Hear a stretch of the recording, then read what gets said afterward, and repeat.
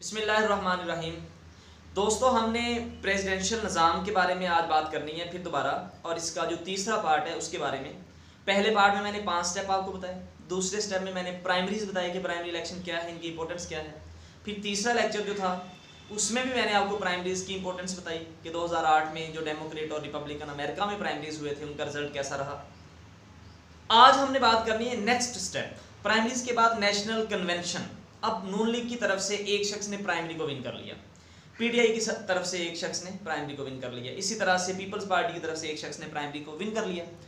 अब नून लीग उस शख्स को नेशनल कन्वेंशन में टिकट जारी करेगी, बताएगी कि हमारी तरफ से फलां शख्स जो है वो प्रेसिडेंशियल इलेक्शन लड़ने के लिए कैंडिडेट है। इसी तरह से पीटीआई भी ऐसे ही करेगी, पीपल्स पार्टी जो है वो भी ऐसे ही करेगी। इसका मतलब ये हुआ कि नेशनल कन्वेंशन में, या आप इसका जो भी नाम रखते हैं, उसमें तीनों पार्टीज ने अपने अपने कैंडिडेट का ऐलान कर दिया। अच्छा, साथ ही वो अपने वाइस प्रेसिडेंट का भी ऐलान करेंगे, यानी नून लीग ऐलान करेगी कि कैंडिडेट ये है प्रेसिडेंशियल, और इसके साथ वो जो प्रेसिडेंशियल कैंडिडेट है वो ऐलान करेगा कि मेरा वाइस प्रेसिडेंट फलां शख्स होगा। इसी तरह से पीपल्स पार्टी और पीटीआई वाले भी ऐसे ही करेंगे। अच्छा, उससे नेक्स्ट स्टेप है जनरल इलेक्शन। अब जनरल इलेक्शन होने हैं जनाब, यानी प्राइमरीज हुए, फिर उसके बाद ऐलान हुआ कि फलां फलां शख्स हमारी तरफ से कैंडिडेट है प्रेसिडेंशियल के लिए, जनरल इलेक्शन के लिए। अब जनरल इलेक्शन होने हैं, तीसरे स्टेप पे। अब जनरल इलेक्शन में अवाम ने वोट कास्ट करना है डायरेक्ट, इलेक्ट करने के लिए कि हमारी तरफ से फलां शख्स जो है ना पाकिस्तान का प्रेसिडेंट बनेगा, पीटीआई में से बनेगा, नून लीग में से बनेगा, या पीपल्स पार्टी में से बनेगा, ये तो अवाम इलेक्ट करेगी। अवाम ने डायरेक्ट वोट कास्ट करना है, ये तीसरा स्टेप है जनरल इलेक्शन। अब जनरल इलेक्शन में अवाम ने जब वोट कास्ट कर दिया, अब इसके दौरान क्या होना है, ये बड़ा अहम नुक्ता है।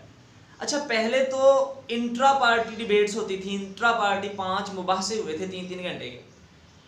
अब इंट्रा पार्टी नहीं होने, अब इंटर पार्टी, जैसे कि नून लीग, पीपल्स पार्टी, पीटीआई, या कोई और जमात भी है उसका कैंडिडेट। अब ये तीनों कैंडिडेट खड़े होंगे एक ही जगह पे, नून लीग का कैंडिडेट, पीटीआई का कैंडिडेट और पीपल्स पार्टी का कैंडिडेट, और इसके साथ अगर किसी और पार्टी का कैंडिडेट भी है तो वो भी वहां पे खड़ा होगा।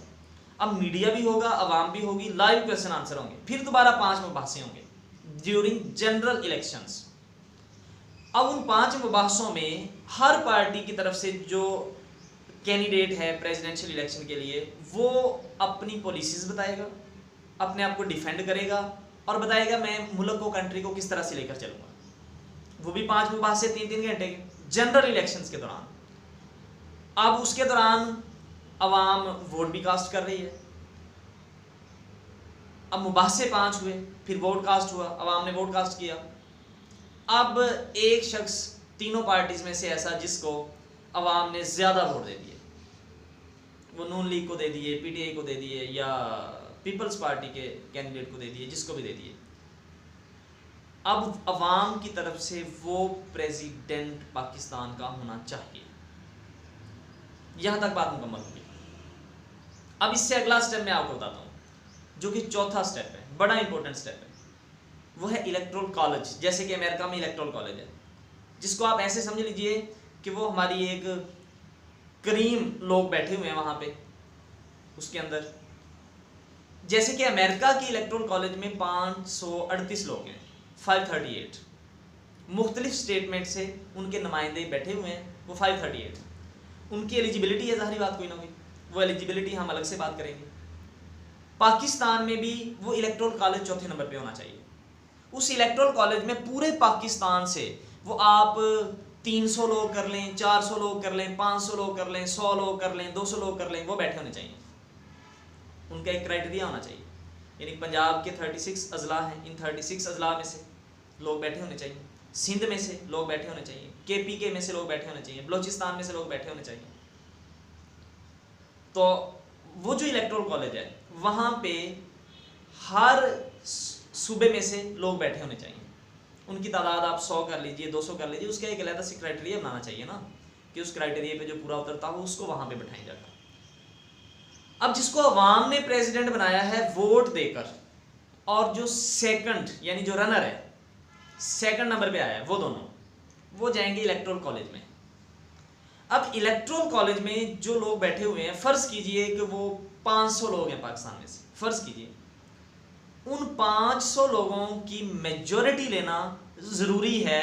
जिसको अवाम ने वोट दिया है ना, अवाम ने उसको इलेक्ट कर लिया है, अब वो जाएगा, वो जो आपके पास 500 लोगों का इलेक्टोरल कॉलेज है वहां जाएगा, वहां से वोट लेगा, अगर वहां से वो विन करेगा then he will be the president of Pakistan, फिर वो पाकिस्तान का प्रेसिडेंट कहलाएगा, प्रेसिडेंट बनेगा, ओथ के लिए वो जाएगा। लेकिन अगर रनर को वहां पे वो इलेक्टोरल कॉलेज विन करवा देता है, जो कि अवाम की तरफ से उसको वोट मिले थे और वो दूसरे नंबर पे आया था, अगर उसको इलेक्टोरल कॉलेज विन करवा देता है तो भी वो जो सेकंड नंबर पे आया वही पाकिस्तान का प्रेसिडेंट बनेगा। यानी इसका मतलब क्या है, असल में ये इलेक्टोरल कॉलेज की इंपॉर्टेंस क्या है। भाई देखें, इलेक्टोरल कॉलेज में पहले नंबर पे जो आया इलेक्टोरल कॉलेज, उसे अगर विन करवाता है तो वो पाकिस्तान का प्रेसिडेंट बनेगा। अगर दूसरे नंबर पे जो आया है उसको इलेक्टोरल कॉलेज विन करवाता है तो वो पाकिस्तान का प्रेसिडेंट बनेगा।